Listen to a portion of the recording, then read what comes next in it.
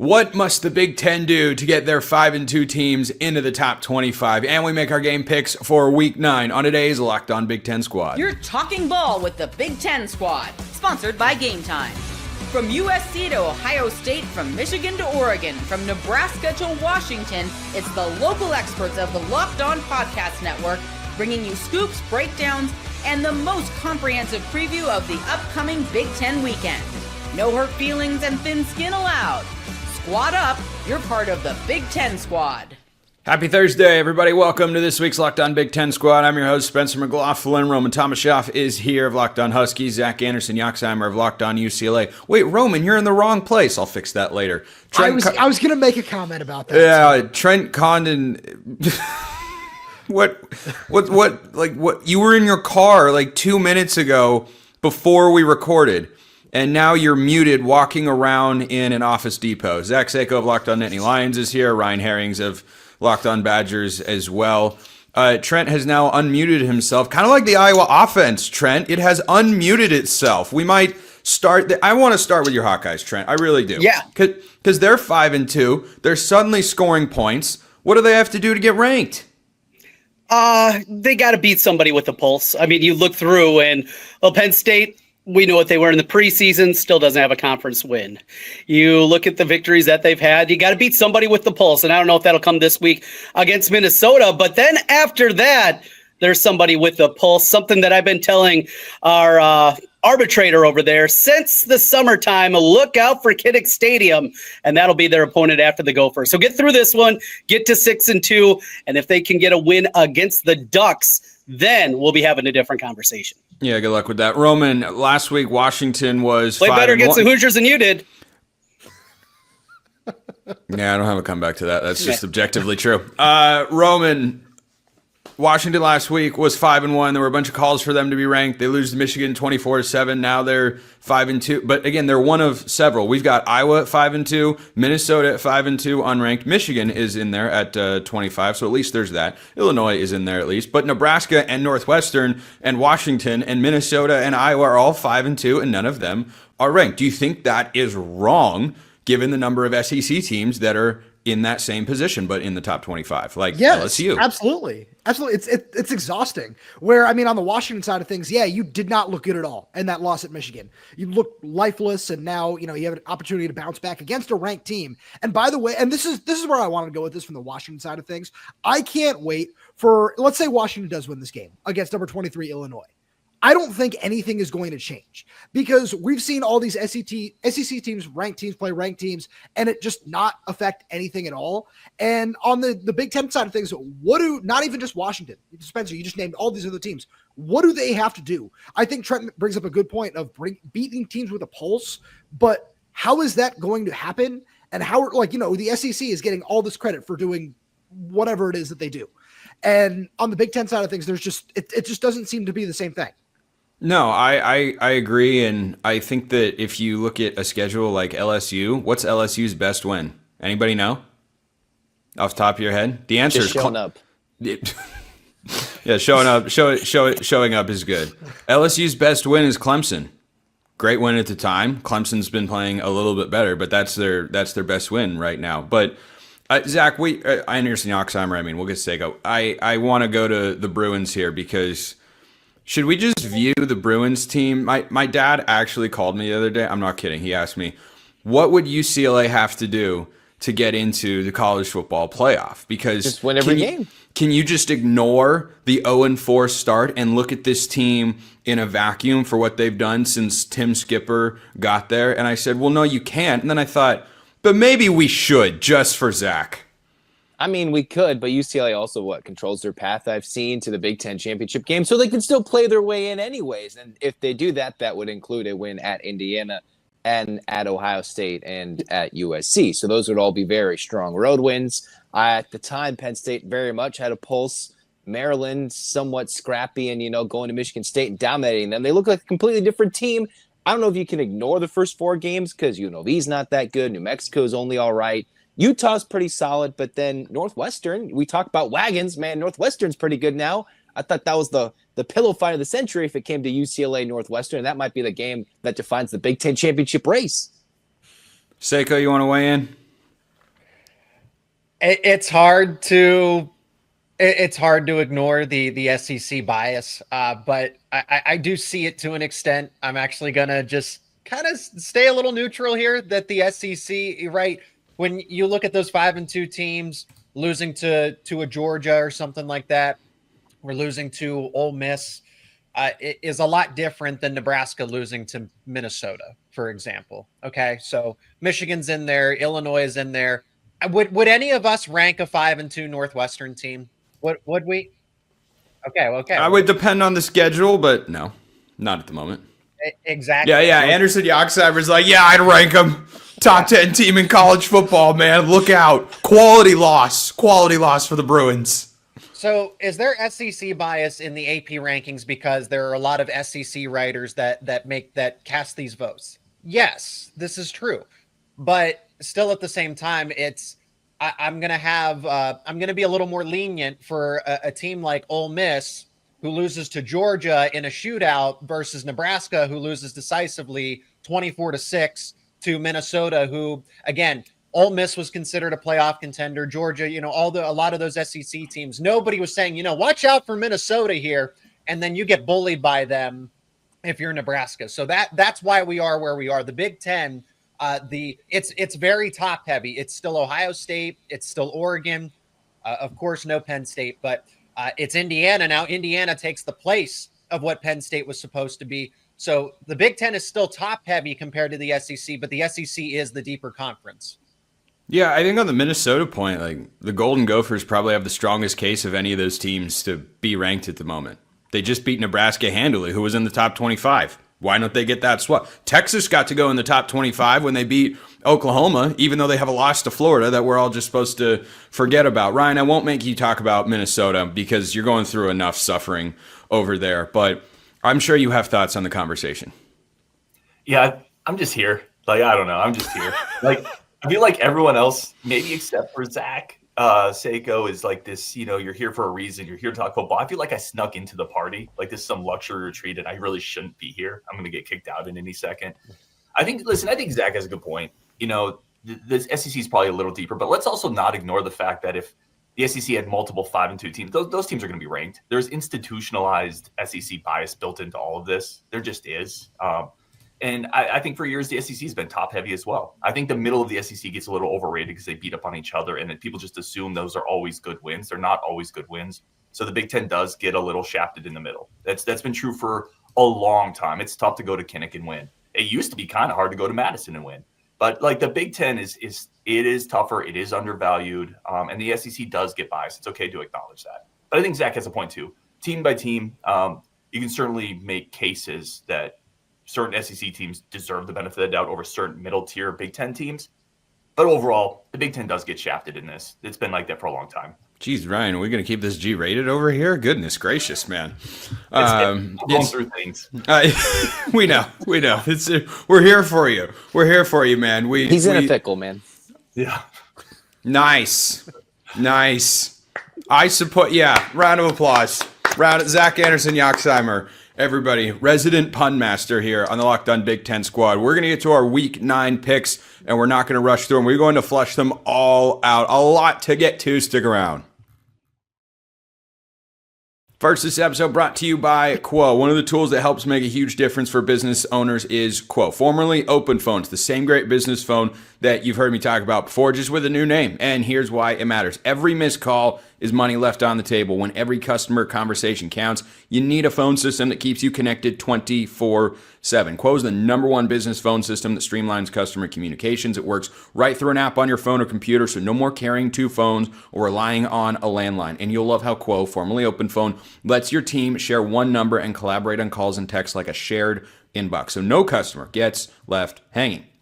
See why over 90,000 businesses trust Quo, formerly Open Phone. Get started free and get 20% off your first 6 months at quo.com/lockedoncollege. That's QUO.com/lockedoncollege. You can even keep your existing number for free. Quo. No missed calls, no missed customers. Guys, your mics are hot over there. Be mindful that this episode is brought to you by our friends at FanDuel. The NFL season's here, college football as well, and FanDuel has an offer you just don't want to miss. Right now, new customers can bet just $5 and get 3 100 in bonus bets if you win. That's right. You pick a bet, put down $5, and if it hits, you'll unlock $300 in bonus bets to use across the app. We're about to talk about every game in the Big Ten slate this upcoming weekend. They are all available to be wagered upon over at FanDuel. You got money line, you got point spread, point totals, prop bets, everything you could possibly want. FanDuel has you covered for college football, the NFL, and beyond. So ask yourself this question. Think carefully. What are you waiting for? I don't know either. Visit FanDuel.com to download the FanDuel app today and get started. Check them out at FanDuel.com. All right, let's get into our Week 9 picks, and we will start with the game that I am most excited to see. Roman, Illinois, and Washington. Huskies are favored against the ranked Illini. I suspect and hope the winner of this game will be ranked. And of course, this is college football, not the NFL, so we have no ties because it's utterly ridiculous and un-American, quite frankly, and I hate that the NFL does that. Anyway, Illinois, Washington. Roman, how you feeling? I feel good about this game. This is one of those ones where Illinois coming off a bye is certainly going to be interesting and something to be monitored. But I mean, we can have the multiple time zone conversation if you want to. I prefer not to, just because I feel like it takes away from the actual discussion of football. And this is one of those games where I was talking to our good buddy Jake Butt over at the Big Ten Network the other day, and he was saying that after Michigan went and laid an egg at USC, they come back and play and inspire their best played, best coach game of the year against Washington in the Big House. And now Washington has an opportunity to do the exact same thing, because you had a chance to go on the road and get yourself a true signature win for Jed Fish in the Big House, and you weren't able to do that. You come out and you just really look awful from start to finish. DeMond Williams throws 3 interceptions, and I think Washington has a tremendous opportunity to bounce back against an Illinois defense that is solid. I know the numbers don't necessarily play that up, especially after Indiana dropped 60-something on them a couple of weeks ago, so that plays into this too. But I feel really good about where Washington's sitting in this game. I heard a similar comment about how to frame this game and how to look at it on Locked On College Football. I wonder if Jake Butt's an everyday or if that guy. I heard he's pretty good. I've seen his work out there. Oxheimer, Huskies. Yeah, that's right. Yeah, Illinois or Washington. Who do you like in this game? I have to go with the home side here. You got to go with Washington. Illinois is very good. Obviously beating USC earlier this year. Other than the Indiana game, I think they've been pretty impressive, but I'm going to lean Washington at home. They did me dirty earlier this year, but I think UW can get it done. Trent?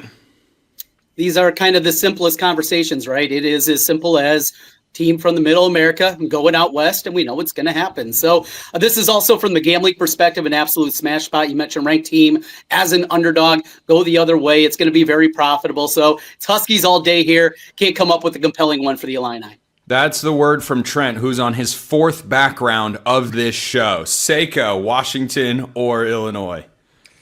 These teams are actually fairly similar, right? Defenses are questionable, but the offense can actually move the football. And I think that DeMond Williams is only going to continue to get better.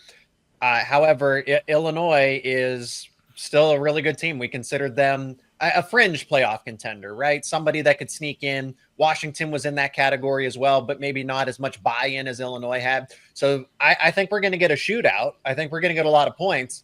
Illinois covers, Washington wins, which means it'll be a field goal game. That's a classic Lee Corso pick. Washington by a field goal. By a field goal. Ryan, I'm not going to make you talk about Oregon and Wisconsin in this game. We're going to tape our crossover later on. But Illini, Huskies, who do you like?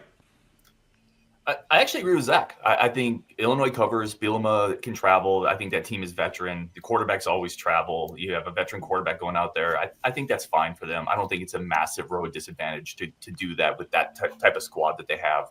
I do think Washington wins. They're just a little bit better at home. They need it. But Illinois coming off a bye. And I thought they showed a few things against Ohio State where you can look into their DNA and say, like, that team has the characteristics to compete at a high level. So give me Illinois cover, Washington win. I think it's going to be a really good game. Yeah, 4.5 the point spread on that game, according to our friends at FanDuel. Trent, we start with you next. Iowa, Minnesota. Winner should be ranked at 6-2 after this game. Do you like the Hawkeyes to get it done? I like him to get it done. It does feel like too much. I mean, this thing seems destined for 13-10, 10-9, just a slugfest kind of game. Taylor, Minnesota's a different team when he's there and running the ball. But historically, he has struggled in the matchups against Iowa. He has not run the ball very well. I think it's going to come down to the end, and I'll take the guy that is not a carnival barker. I'll take the real football coach. So give me Kirk Ferentz finding a way to get it done. It'll be ugly again. Everybody will make their jokes, and the Hawkeyes will get the victory. If the Golden Gophers were represented on this show, they'd be furious. But alas, they are not. Roman, Hawkeyes or the Golden Gophers? I mean, Trent, no offense. It's always hard to pick an Iowa offense, but they have looked better over the last couple of weeks, and I do like them to get it done in this game. I don't see how you could possibly offend Trent by insulting Iowa's offense. No. It just feels like a jab when you ever say, hey, this offense sucks. Like, no matter what and when. But, I mean, maybe you're used to it at this point. Like, I'm not. It's been 6 years. Yeah. Remember, Roman, remember, Trent is old. He's very old. He's been rooting for Iowa since before Kirk Ferentz was the head coach. Also known as before you and I were born, which is literally true. Not sarcastic. That's just literally true. Trent is never going to show up to one of these again. Anyway, I was whispering because I don't think he could hear me. Zach Anderson, Yoxheimer, Iowa or Minnesota in this spot? I mean, last time we had picks, I went against Minnesota when they were playing Nebraska, and then just laid the smackdown, 9 sacks against Nebraska. I'm going to go with Minnesota this one to outmuscle the Hawkeyes on the road. Surprising, but Golden Gophers get the dub. Trent, you hear that? Outmuscled. Yeah. Bring it. That's what I say to Phil Fleck, and I'm not real worried. Seiko?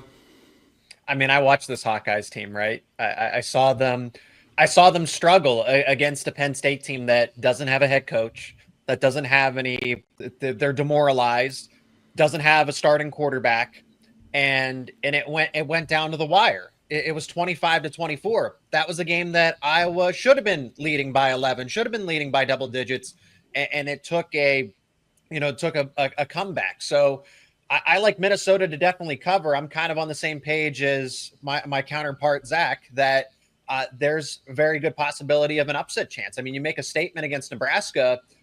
Iowa's showing life offensively. Mark Gronowski has 3 touchdowns to 4 interceptions. Look, I'm throwing stones in a glass house here. I know he can move, but Penn State can't stop a mobile quarterback to save its life. So I will take the Golden Gophers here to cover and get the upset. I don't think Iowa's that good. Ryan, you have to pick between the team that just trounced your Badgers. I mean, who hasn't done that this year, though? At home. Again, who hasn't done that? And say something nice about Minnesota. So, Trent's gone. Trent's gone. Rocking a hard place for you, Ryan. Go for it. I think it's Iowa. Zach talked about the Penn State game, but we also saw Iowa in Kinnick lose by 5 to the number 2 team in the country. This is a team that's been playing well, and Iowa with offense is just kind of a scary proposition. Iowa with a quarterback is kind of a terrifying proposition, even if in some semblance. So I'm going to go Iowa. I think they cover and they beat Minnesota. I'm obviously horrifically biased against Minnesota to begin with, but I do think in Kinnick, Iowa's a really tough program, and we've seen what they can do. So give me Iowa there. I think the offense is decent, which for Iowa is exemplary. Yeah, that's a good way to put it. Decent is exemplary in Iowa City. Before we wrap this segment, we're gonna go with a rapid fire. Then we'll get to the rest of the games next week. Zach, don't worry, we will talk about UCLA and Indiana. Goins didn't have the guts to show up this week and pick Indiana to beat UCLA. Just couldn't stomach it. Rutgers and Purdue. One of these teams is getting their first Big Ten win this week. Somewhere Mark Culkin is furious that we are even mentioning these games here on the Squad Show. Too bad he's not here. Roman, Rutgers or Purdue? Give me Rutgers. I kind of like their offense. I think that they have a lot of questions on the defensive side of the ball, but Ethan Kalik-Manis has had a really nice season. He's got a really talented trio of receivers. Yeah, I'll take the Scarlet Knights in this game. Yoxheimer. I think the only team winning in Indiana this Saturday is Purdue. Jokes aside, but we're going with Purdue. Seiko. Yeah, I got to agree with Roman. Rutgers' offense looks better. And how did it look last week? That's an Oregon team. Hey, they put up 28 points against an Iowa defense. It's a shame that Trent had to bail out, but Rutgers scored 28 against, and Iowa was holding all night long. I imagine if the refs called a half decent game, Rutgers might get the upset in that instance. Like I said, that's why I think Iowa's overrated. But give me Rutgers in this game. It also means that Rutgers is going to be ahead of Penn State for the first time in Big Ten conference play in however long. Penn State's not going to have a Big Ten win. Oh man. On the bye.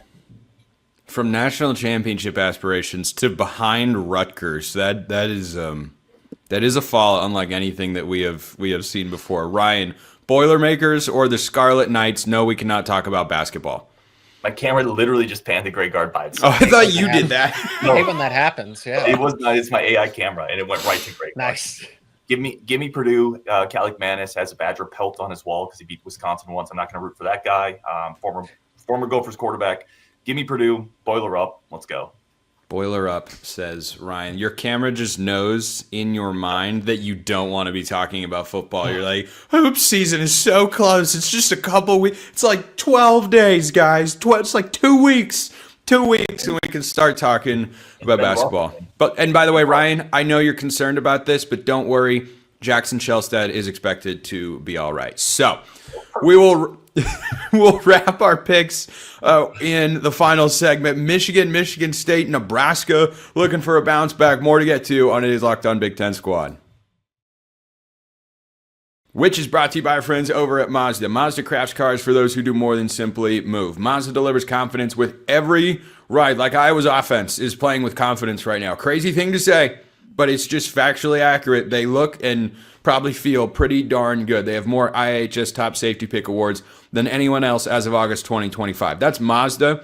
Just to be clear, not Iowa, though Iowa's offense does at times look like over the years like it's just playing for safety and nothing else. Like they're trying to punt to create a safety. Anyway, so from footwork to breathwork, athletes on your favorite team are sweating all the details. Mazda brings the same intention to how they craft every model. You can make everyday drives feel like anything but. Why be boring, bland, vanilla? Boy, I could take so many shots at Iowa, but I really can't because their offense has been better over the last several weeks. From smooth handling to intuitive controls and all-wheel drive, standard in every crossover SUV, you can drive with confidence through almost any season. Like the players of your favorite team, they sweat every detail at Mazda because when you make every move count, like every player and team and coach needs to do this weekend, impossible becomes irrelevant. Mazda, move and be moved.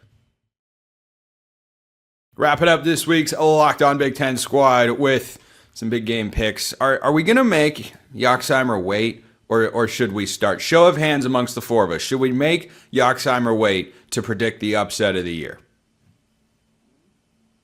The eyes have it. He's gonna have to wait. Michigan State rivalry game. Could we start to see Jonathan Smith hot seat talk really ratchet up if he doesn't win this game, Roman, as a 2-touchdown home underdog against the Wolverines?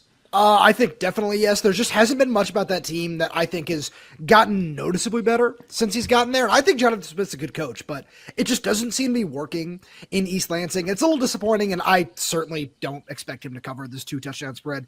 Michigan really did look like they found something and it clicked last week. And I don't know if it's the Sherrod Moore blue collar jacket thing, which just so corny, man. I was not a fan of that, but hey, it seemed to inspire the front seven. They're playing really well, and they still have a lot of talent on that team. Yoxheimer, Spartans pulling upset this week, or is it all Wolverines? No, after seeing UCLA dismantle them in East Lansing, I think the Wolverines will have just a fine time handling the Spartans on an evening game in Spartan Stadium. Seiko? I mean, UCLA might be looking at Jonathan Smith as its next head coach, and that's, you know, kind of ironic. I think they have their next head coach. He's the interim head coach. Yep. I mean, I Tim Skipper and Jerry Neuheisel, right? James Franklin, who knows who's going to coach at UCLA, right? When I look at this Michigan State game right now in the present, I think Michigan appreciates the rivalry more than and that's what's going to be the deciding factor here. Michigan's the better football team, but when we're talking about, okay, margin of outcome, what is Jonathan Smith in this Michigan State? That it doesn't mean anything to them. I feel like Sherrod Moore and everybody that's coaching this team still kind of take pride in this rivalry game. So they're going to look to make a statement, and just Michigan State's kind of down bad at this point. So Herrings, you think we got an upset brewing in East Lansing? No, Michigan State it struggles a little bit on the ground against physical teams. Michigan is just going to pound the rock. Coming off what they did against Washington, I think they have some juice right now. I don't think Michigan State's going to cover. I don't think it's going to be that competitive. So give me Michigan covering, taking home the trophy in the rivalry game. Northwestern goes to Nebraska looking for a revenge spot. Cornhuskers are favored by 8.5 at home, Roman. And by the way, they enter this game trailing Northwestern in the Big Ten standings. That's a 3-1 Big Ten conference team. I have a horrendous just record when picking Matt Rule on this show. And I'm going to go back to the well. I think Northwestern has played good football as of late, but I think that this Nebraska team is going to be looking for a get back after what happened at Minnesota last week. It was ugly. And I think they still have a lot more talent, and that's going to shine through this weekend. Yoxheimer? I think this game's an 11 a.m. local kick, if I'm not mistaken, in Lincoln. And that is Northwestern's bread and butter. Nationally televised 11 a.m. local kicks, normally at home, but they're playing Nebraska. I got smacked with water in the face to tell me Northwestern is the truth. From way back when UCLA lost them, we're going Northwestern. What do you mean you got... Remember, I had the ice bucket water. Oh, that's right. That's right. I did forget about that. I wish we had a video of that we could play right now. I really sent it to the chat. Seiko, Cornhuskers or the Wildcats? I wonder how focused Matt Rule is at this point with Nebraska, just being linked to the Penn State job. That's his alma mater. Clearly, it was an issue against Minnesota. Like, it's not like that one went down to the wire. They were done. They were out of it for earlier in the game. You could see a similar setup where Northwestern's definitely covering. I think that 8.5 point spread is a lot, which could turn into an upset. So I'll take Nebraska because they are at home. I think they are the more talented team. I would like to see Matt Rule bounce back, but it's going to be close. It'll go down to the wire. It'll be a field goal type of game. Ryan, we're still talking about football, but who you got? Let me unmute for a second. Good idea. I think Seiko's dead on. Northwestern is absolutely covering. That's my shoe-in of the week if I were to ever have a shoe-in of the week. Northwestern, listen, they're running the ball about 40 times a game. Nebraska gives up 4.6 per carry. They get worn down. Nebraska hasn't had a physical front seven since the days of Solich, and they're not going to do it against Northwestern. It's an early kick. It's going to be kind of a low-energy environment. Northwestern's going to take the energy out of it. They're going to take the air out of the football. They're going to run the ball 45 times. Give me Northwestern, which, again, has quietly become one of the better running teams in the Big Ten over the last month. So, yeah, let's go. Herrings sounds like Timothy Chalamet talking about ball there. The prep of stats there with the yards per carry, that was some good, clean stuff. Yoxheimer. And really quickly, I've had time to divert my energy into other teams. Yeah. Try to focus on anything but the Badgers. He's got Nebraska's opponent's yards per carry memorized because anything in his head to avoid thinking about Wisconsin football is a good thing for Ryan. All right. Zach, you can go first since we made you wait. So here you go. Make your case as a 25.5 point underdog. Notably, UCLA has never won a game when they're that big of an underdog this year. So do you think UCLA can beat Indiana and truly shock the world? The floor is yours. Well, for UCLA, it's obviously the same spot they were in against Penn State. Now Penn State fired their coach. I'm not sure the same fate will happen to Kurt Cignetti in 2 weeks. But for the Bruins, they're facing a physical front. There was some worry and injury concern about Nico after leaving the Maryland game injured, but he seems to be all good. Go shock the world twice. They're playing with house money still. You win this game, they're back to 500, and they're still on a blazing trail to potentially getting to the Big Ten championship game, which they control their own destiny. I think UCLA covers. It's a stretch for me to come out here and say they're going to win the game, but they've shocked everybody so far in their last 3. Why not do it for a 4th straight time? It's going to come down to UCLA having Nico get out and run the football and being more physical than Indiana, which is tough to do since Kurt Cignetti's been there.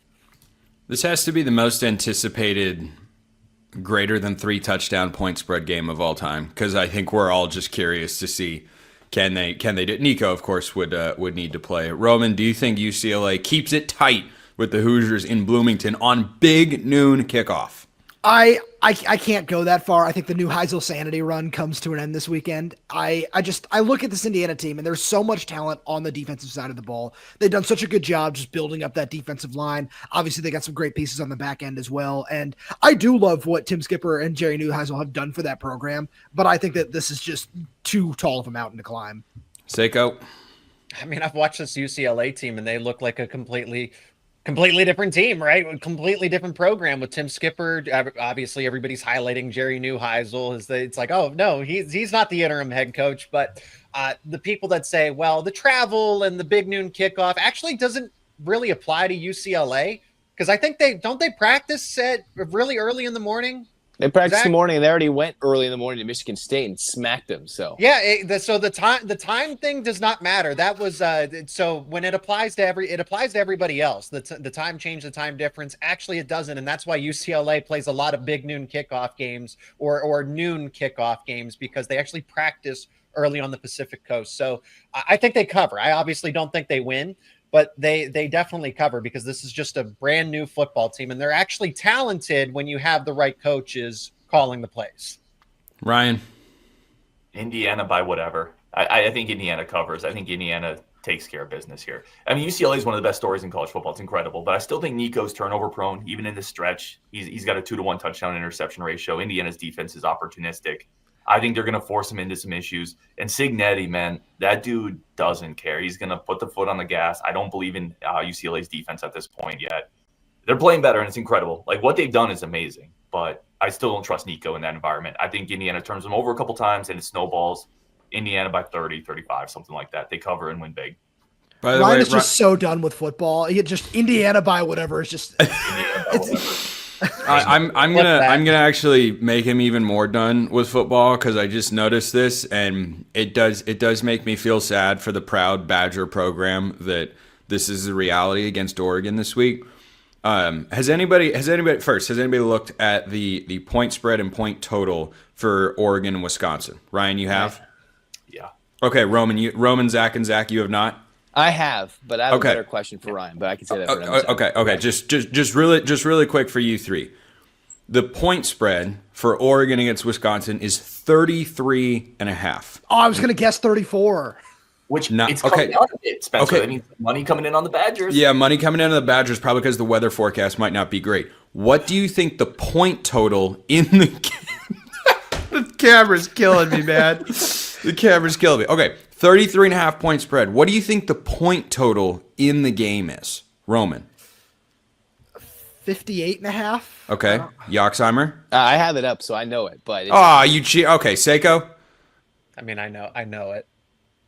Did you guys did you not want to play this fun? That was a really fun thought. Hey, I did. I went around the Big Ten already. I did a preview before this preview. Oh, okay. Roman, you said 58, right? I did. It's 44.5.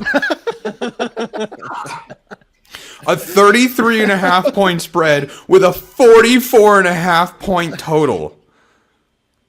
I don't even. I've never seen that. Just in context, this is amazing. Wisconsin has scored 93 points this year. We scored 93. We played 7 games. So that's not. But isn't that but that's the margin of outcome that it's been the past 2 weeks in Big Ten play? 37-0, 34-0. Like, what is Vegas not supposed to respond to that? No, they're right. I've just never seen a 30-plus point spread with a total that is within 10 or 11 points, if I can actually do math in my head, of that spread. Ryan, will Luke Fickell get fired after this week? Dan Lanning's gotten 3 coaches fired this year. No, listen, I've been telling you guys, he's not getting fired in season. Like, it's not happening. I've been consistent on that from the jump. It's not happening this season. Chris McIntosh, the athletic director, literally this week came out with his 2nd vote of confidence. Oh, boy. The 2nd one this year. So, no, it's a vote not of happening. confidence based on what exactly? Big Ten's tough. Injuries, more money. I don't know. It's a lot of word salad. I mean, it's nothing. It's based on nothing. But yeah. A sticker that says "I voted." I don't know what he voted. It's based on nothing, but it's out there. They're not going to fire him this season. It is one of the decisions. There are some whispers he's the guy next year too. Like, that is on the table for the Badgers. Okay, Ryan really wants basketball season. Roman Tomashov, Locked On Huskies. Zach Anderson, Yoxheimer, Locked On UCLA. Zach Seiko, Locked On Nittany Lions. Ryan Herrings, Locked On Badgers. We had Trent Condon of Locked On Hawkeyes. I'm Spencer McLaughlin from Locked On, all over the place and whatnot. Appreciate everyone listening, and we will see you next time. Until then, hope you all have a wonderful rest of your day.